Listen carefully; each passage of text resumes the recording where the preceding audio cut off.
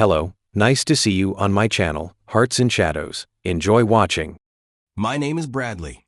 Not all pain comes from accidents or injuries. Some pain cuts deeper, and it comes from people you never thought would hurt you. There are certain kinds of rejection that don't just bruise your ego. They rip through your chest and leave you hollow. And what happened to me is exactly the kind of pain I wouldn't wish on anyone. You see, I was in love with someone, and I truly believed that she and I were going to spend the rest of our lives together.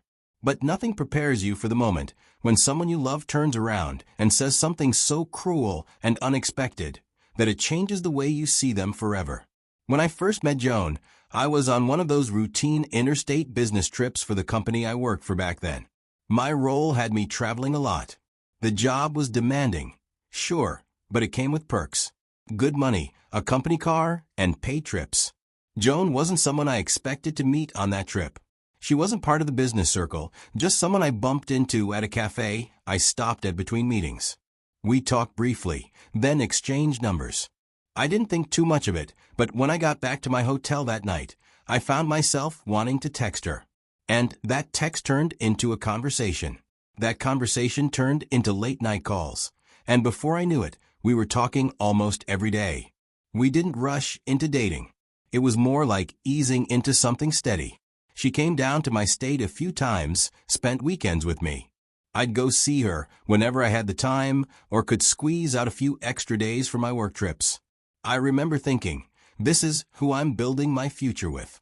I didn't care where she came from or how different our upbringings were. What mattered was how she made me feel. That was enough for me.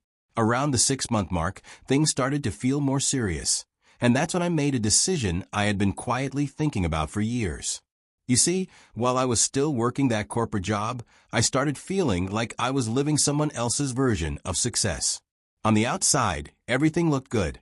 The salary, the benefits, the business trips. But inside, I kept thinking about what I really wanted to build. Literally. I'd always been drawn to the construction world. I liked the idea of creating something from nothing. Watching an idea turn into something people could actually stand inside of.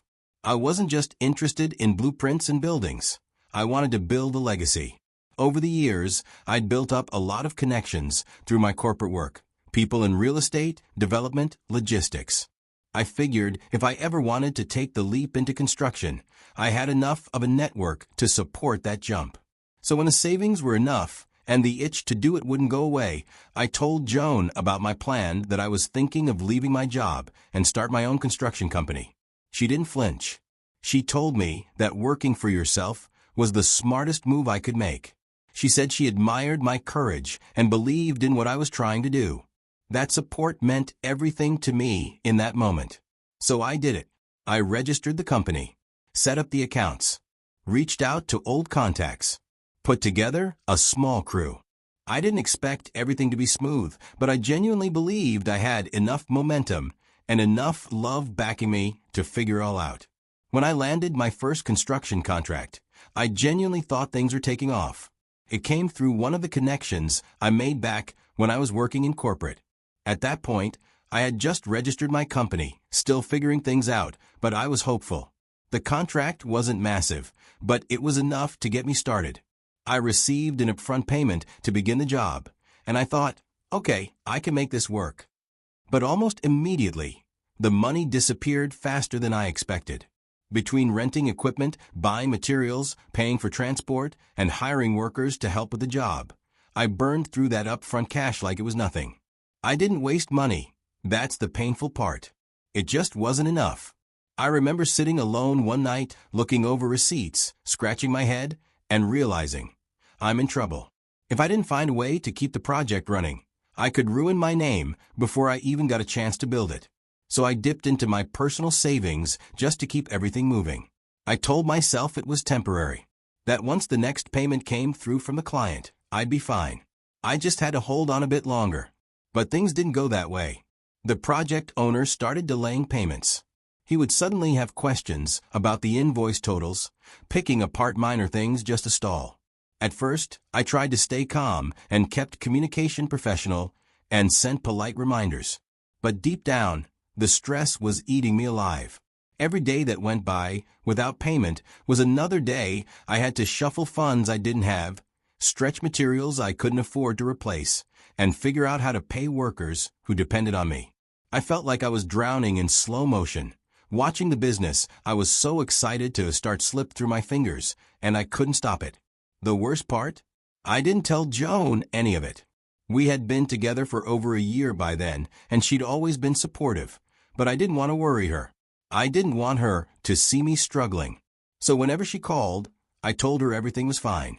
I didn't want to come off as incapable or unstable, especially not when I was trying to build a future with her. Eventually, I did manage to finish the project. Barely. I scraped my way to the end of it. But when the dust settled, the money I made didn't even come close to what I thought I'd earn. By the time I cleared the debts I'd taken on just to keep the job alive, there was hardly anything left. Still, I wasn't defeated. Tired? Yes. Disappointed? Definitely. But I told myself that every new business hits bumps in the beginning. I believed that if I stayed focused and didn't give up, things would turn around. By the time a few months had passed without a second contract, things got really tight. I wasn't starving, but I was definitely stretched. I had to cut down on things I used to do easily. I was watching every dollar like it was my last. At first, I thought I could mask it well, pretend like everything was okay. But Joan noticed. She came over to visit one weekend, and even though I didn't say anything, she picked up on the changes. The fridge wasn't as full. I didn't suggest we go out like I normally would. I didn't book or take her out for dinner like I usually did when she was in town. She looked at me one night and said, "You're going through it, aren't you?" I was just staring at her, unsure of what to say. I hadn't told her about the financial stress because I didn't want to come across as weak or incapable. She said, "It's okay. Things like this happen. You're doing your best, and I'm proud of you. And I'll tell you this, those words hit deeper than any words." I realized how lucky I was to have someone who didn't flinch when things got tough. That night made me feel something stronger for her. I held on to that feeling tightly, and it became the reason I made up my mind. We were getting close to our second anniversary, and I told myself, if this second contract I'd been chasing comes through, I'm going to propose. And then, a few weeks later, the contract actually did come through. Now, I could have screamed with excitement. I could have jumped on the phone and called Joan immediately, told her the good news. But something held me back. I wanted it to be a surprise. I remembered how the first contract nearly broke me, how I blew through funds too fast, and nearly drowned before finishing the project. I promised myself I wouldn't make the same mistake twice. So this time, I took my time. I hired more experienced help. I planned out expenses. I didn't touch a dollar. I didn't absolutely have to. And while doing that, I started planning something more personal. I thought, what better time to propose than during our anniversary weekend? And not just anywhere. I wanted her to meet my family too. It was long overdue. I figured we'd make a trip to my hometown, introduce her to the people who raised me, and then I'd drop to one knee, ring in hand, and ask her to be my wife right there, surrounded by people who mattered most to me. It felt simple, but meaningful. I was ready to take that next step. We got to my parents' house on a Friday afternoon. It was a quiet drive, about 3.5 hours, and we mostly talked about light stuff. I was excited and nervous, too, but more excited than anything else. I'd been planning this weekend for a while. My family had no idea I was about to propose. Joan didn't either. It was supposed to be one of those stories we'd tell our kids someday. She had agreed to make the trip without any pushback. But I noticed something about her as soon as we arrived. Her energy shifted. It wasn't anything she said directly. After looking around the house, her body language tightened up. My parents live in a simple 3-bedroom house in a small town. But I could see Joan wasn't comfortable. At the time, I brushed it off. Maybe it was just the awkwardness of meeting my folks for the first time. I've heard people say women go through random mood swings, and I know now that was me trying to convince myself there was nothing wrong. But looking back, it was written all over her face. Joan wasn't just uncomfortable. She was disappointed. The living room didn't have a big TV. The furniture wasn't new. My younger brother still shared a room with my cousin, who lives with us temporarily. I saw how she looked at all those things with judgment, but I was blind to it then. By the next day, my mom cooked everything she could think of. My aunts came over with drinks. It felt like a family reunion, but it was just dinner. I had told them I wanted the evening to be special, but didn't say why. Everyone assumed I just wanted them to meet Joan properly. And, in a way, I did. I wanted her to feel like she was part of something solid. Dinner was beautiful. Loud, fun, full of stories and old memories. Joan smiled here and there, but mostly kept to herself.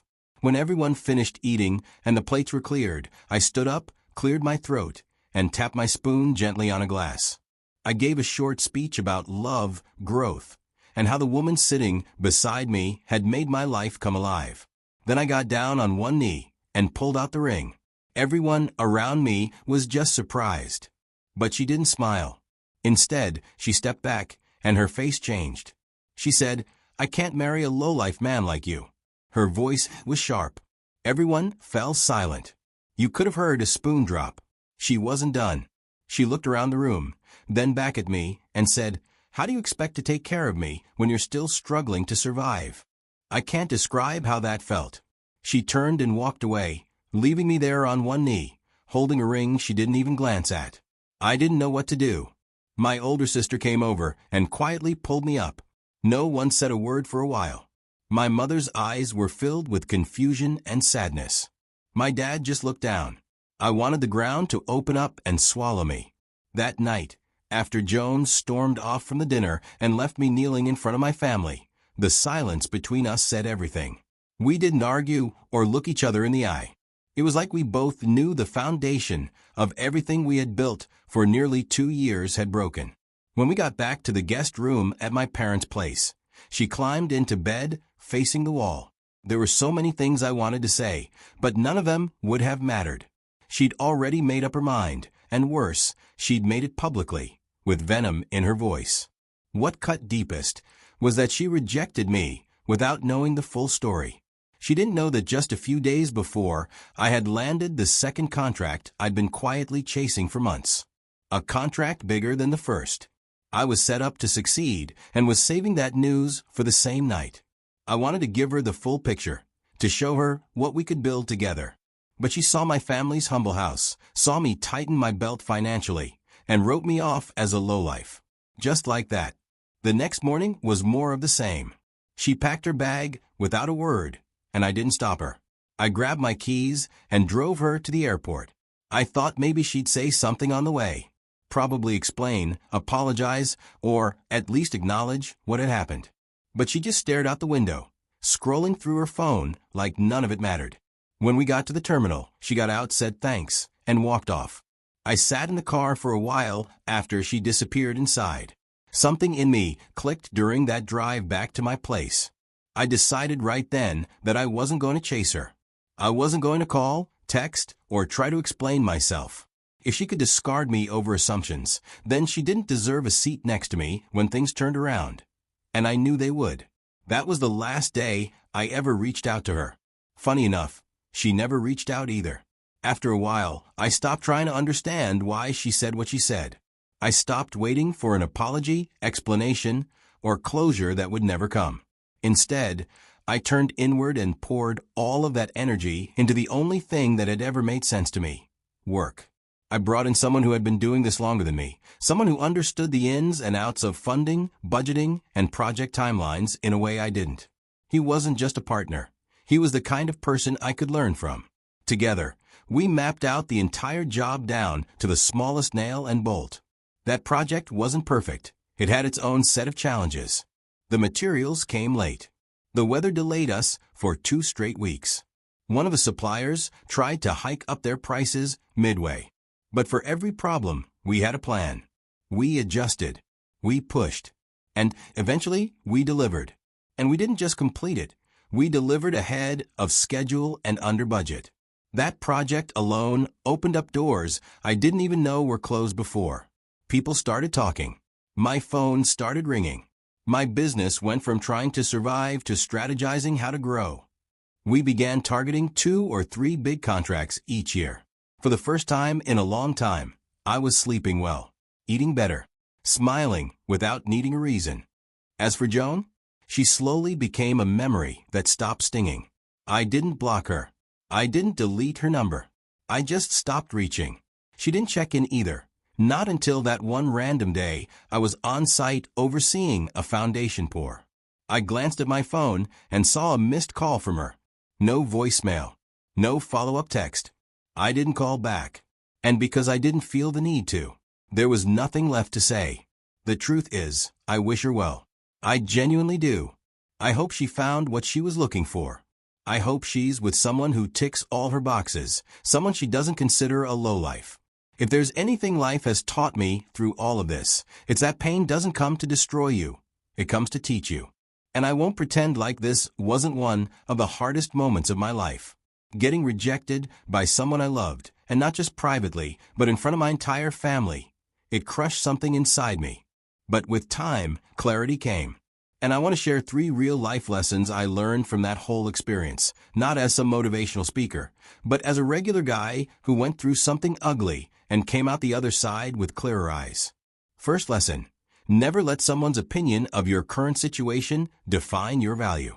When Joan called me a lowlife, it wasn't about me. It was about how she measured worth. To her, money and comfort were everything. But life isn't a straight road. And just because someone is in a tough spot doesn't mean they're stuck there forever. That moment taught me that people will often try to reduce you to what they see, not who you really are. And if you're not careful, you'll start believing them. Don't. Your value isn't tied to a temporary situation. It's rooted in your character, your consistency, and your mindset. Second lesson, the wrong person will see your struggle as a weakness, but the right person will see your effort as a strength. Joan knew I was trying. She knew I had a dream, and I was doing everything I could to build something real, not just for me, but for us. And still, she bailed. That taught me something powerful. Not everyone deserves to have a front row seat to your journey, especially if they're only clapping when it's easy. The right people won't shame you for struggling. They'll stand beside you and ask, "How can I help?" So if you're with someone who disappears or belittles you the moment life gets tough, take that as the sign you need. Third lesson, focus on building yourself, not proving people wrong. After Joan walked away, I could have made it my mission to get revenge by becoming successful just to spite her. But that's wasted energy. I didn't start building my company out of spite. I did it because I believed in it. And when I doubled down on that, not to prove her wrong, but to prove myself right, my life started to move forward again. Success hits differently when it comes from peace, not pain. So take your experiences, learn from them, and use them to become better, not bitter. Now, if you've watched this far, thank you. Seriously. I didn't share this story to throw shade at anyone. I shared it because maybe you've been in a similar spot. Maybe someone made you feel like you weren't enough just because you were still finding your footing.